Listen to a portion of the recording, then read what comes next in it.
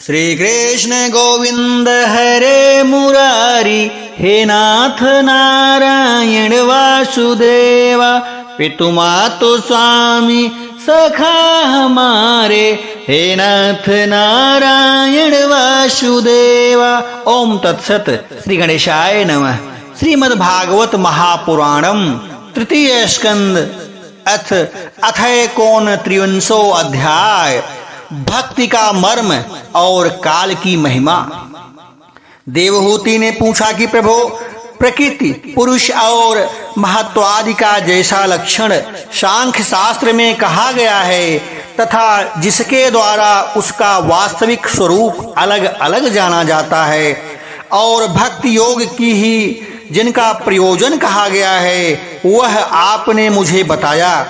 अब कृपा करके भक्ति योग का मार्ग भी मुझे विस्तार पूर्वक बताइए, जिसके सिवा जीवों की जन्म मरण रूप रेखा अनेक प्रकार की गतिविधियों का भी वर्णन कीजिए, जिसके सुनने से जीव को सब प्रकार की वस्तुओं से वैराग्य हो जाता है, जिसके भय से लोग शुभ कार्यों में प्रवृत्त होते हैं, और जो ब्रह्मादि का शासन करने वाला है, उस सर्वसमर्थ काल का स्वरूप भी आप मुझसे कहिए।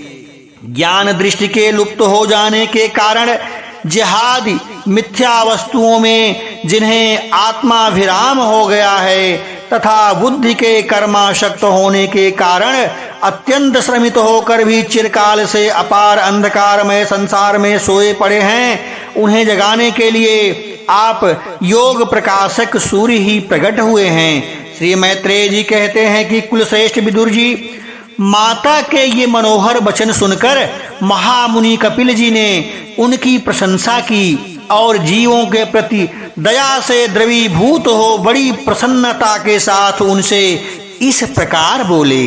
श्री भगवान जी ने कहा कि माता जी, साधकों के भाव के अनुसार भक्ति योग का अनेक प्रकार से प्रकाश होता है, क्योंकि स्वभाव और गुणों के भेद से मनुष्यों के भाव में भी भिन्नता आ जाती है। जो भेददर्शी क्रोधी पुरुष हिंसा, हृदय में हिंसा, दंभ अथवा मात्सर्य का भाव रखकर मुझसे प्रेम करता है, वह मेरा तामस भक्त है। जो पुरुष विषय, यश और ऐश्वर्य की कामना से प्रतिमादि में मेरा भेदभाव से पूजन करता है, वह राजस भक्त है। जो व्यक्ति पापों का क्षय करने के लिए परमात्मा को अर्पण करने के लिए और पूजन करना कर्तव्य है, इस बुद्धि से मेरा भेदभाव से पूजन करता है, वह सात्विक भक्त है। जिस प्रकार गंगा का प्रवाह अखंड रूप से समुद्र की ओर बहता रहता है, उसी प्रकार मेरे गुणों के श्रवण मात्र से मन की गति का तैल धारावत अविच्छिन्न रूप से मुझ सर्वांतर्यामी के प्रति को हो जाना तथा मुझ पुरुषोत्तम में निष्काम और अनन्य प्रेम होना, यह निर्गुण भक्ति योग का लक्षण कहा गया है। ऐसे निष्काम भक्त दिए जाने पर भी मेरी सेवा को छोड़कर सालोक्य, साष्टि, समीप्य, सारूप्य, सायुज्य, मोक्ष तक नहीं लेते। भगवत सेवा के लिए मुक्ति का तिरस्कार करने वाला यह भक्ति योग ही परम पुरुषार्थ अथवा साध्य कहा गया है। इसके द्वारा पुरुष तीनों गुणों को लांघकर मेरे भाव को, मेरे प्रेम रूप अप्राकृतिक स्वरूप को प्राप्त हो जाता है। निष्काम भाव से श्रद्धा पूर्वक अपने नित्य नैमित्तिक कर्तव्यों का पालन कर नित्य प्रति हिंसा रहित उत्तम क्रिया योग का अनुष्ठान करने, मेरी प्रतिमा का दर्शन, स्पर्श, पूजा, स्तुति और वंदना करने, प्राणियों में मेरी भावना करने, धैर्य और वैराग्य के अवलंबन, महापुरुषों का मान, दीनों पर दया और समान स्थित वालों के प्रति मित्रता का व्यवहार करने, यम नियमों का पालन, आध्यात्म शास्त्रों का श्रवण और मेरे नामों का उच्च स्वर से कीर्तन करने से तथा मन की सरलता, सत्पुरुषों के संग और अहंकार के त्याग से मेरे धर्मों का भगवत धर्मों का अनुष्ठान करने वाले भक्त पुरुष का चिंतन अत्यंत शुद्ध होकर मेरे गुणों के श्रवण मात्र से अनायास ही मुझ में लग जाता है। जिस प्रकार वायु के द्वारा उड़कर जाने वाला गंध अपने आश्रय पुष्प से घ्राणेन्द्रिय तक पहुंच जाता है, उसी प्रकार भक्ति योग में तत्पर और राग द्वेषादि विकारों से शून्य चित्त परमात्मा को प्राप्त कर लेता है। मैं आत्मा रूप से सदा सभी जीवों में स्थित हूँ, इसीलिए जो लोग मुझ सर्वभूतिस्थ परमात्मा का अनादर करके केवल प्रतिमा में ही मेरा पूजन करते हैं, उनकी वह पूजा स्वांग मात्र है। मैं सबका आत्मा परमेश्वर सभी भूतों में स्थित हूँ। ऐसी दशा में जो मोहवश मेरी उपेक्षा करके केवल प्रतिमा के पूजन में ही लगा रहता है, वह तो मानो भस्म से ही हवन करता है।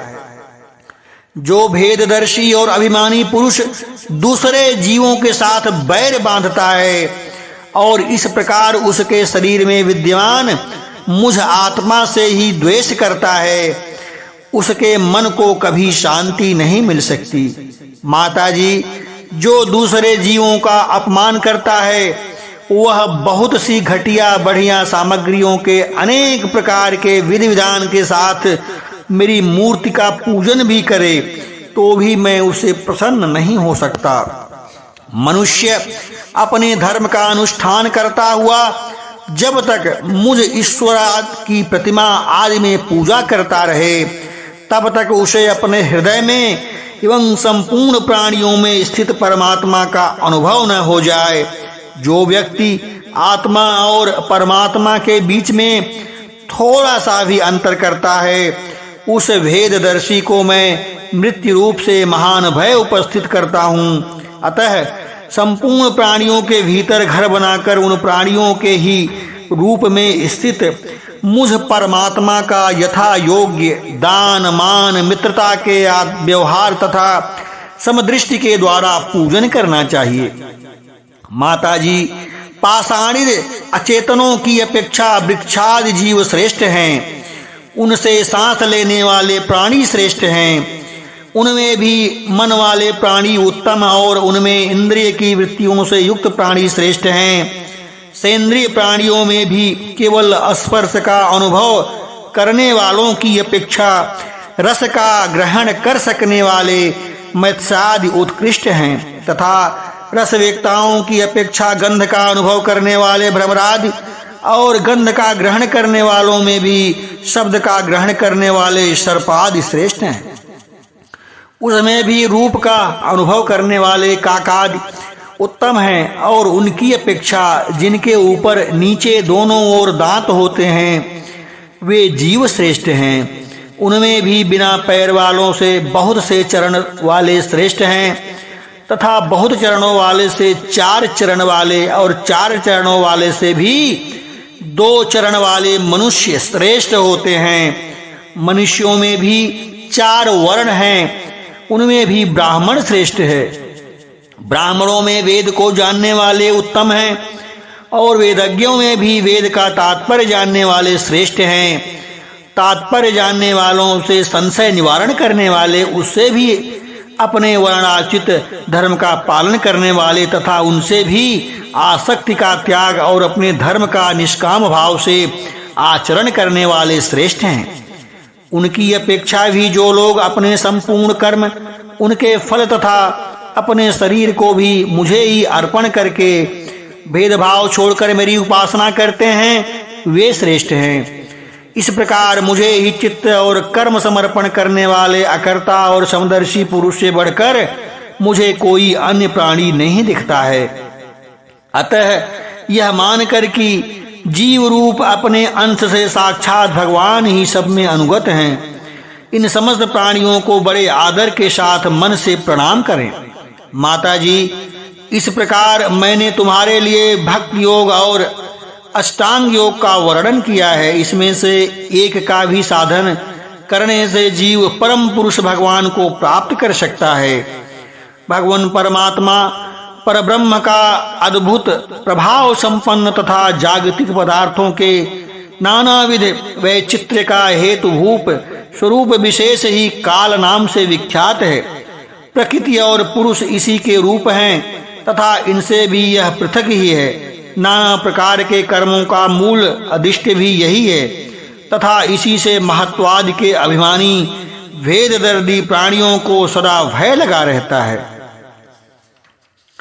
जो सबका आश्रय होने के कारण समस्त प्राणियों में अनुप्रविष्ट होकर भूतों द्वारा ही उनका संहार करता है, वह जगत का शासन करने वाले ब्रह्मादि भी प्रभु भगवान काल ही यज्ञों का फल देने वाला विष्णु है।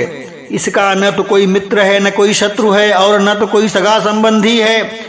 यह सर्वदा सजग रहता है और अपने स्वरूप भूत श्री भगवान को भूलकर भोग रूप प्रसाद में पड़े हुए प्राणियों पर आक्रमण करके उनका संहार करता है। इसी के भय से वायु चलता है, इसी के भय से सूर्य तपता है, इसी के भय से वर्षा करते हैं और इसी के भय से तारे चमकते हैं। इसी से भयभीत होकर औषधियों के सहित लताएं और सारी वनस्पतियां समय समय पर फल फूल धारण करती हैं। इसी के डर से नदियां बहती हैं और समुद्र अपनी मर्यादा से बाहर नहीं जाता। इसी के भय से अग्नि प्रज्वलित होती है और पर्वतों के सहित पृथ्वी जल में नहीं डूबती। इसी के शासन से यह आकाश और जीवित प्राणियों को श्वास प्रश्वास प्रदान करने के लिए अवकाश देता है और महतत्व अहंकार रूप शरीर का 7 आवरणों से युक्त ब्रह्मांड के रूप में विस्तार करता है। इस प्रकार के ही भय से सत्वादि गुणों के नियामक विष्णु आदि देवगण, जिनके अधीन यह सारा चराचर जगत है, अपने जगत रचना आदि कार्यों में युगक्रम में तत्पर रहते हैं।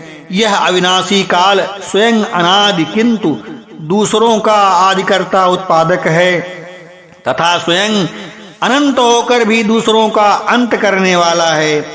यह पिता से पुत्र की उत्पत्ति कराता हुआ सारे जगत की रचना करता है और अपनी संहार शक्ति मृत्यु के द्वारा यमराज को भी मरवाकर इसका अंत कर देता है। श्रीमद्भगवते महापुराणे परमहंसा संहिता तृतीय स्कंदे कपिलोपाख्याने 29वां अध्याय संपूर्णं। बोलो वृंदावन बिहारी लाल की जय।